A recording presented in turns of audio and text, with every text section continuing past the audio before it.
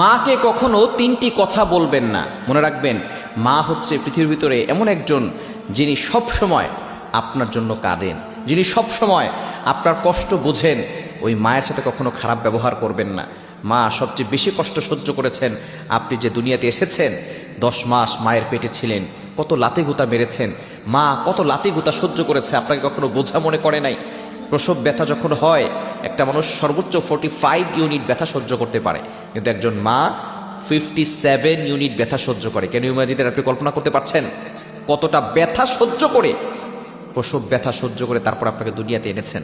ওই মায়ের উসিলে আপনি দুনিয়াতে এসেছেন। সুতরাং মায়ের সাথে খারাপ ব্যবহার করবেন না। আল্লাহ নিজে বলে দিয়েছেন, ওয়াবিল ওয়ালিদাইনি ইহসানা, good behaviour with parents, good dealings with parents, পিতামাতার সাথে ভালো ব্যবহার করো।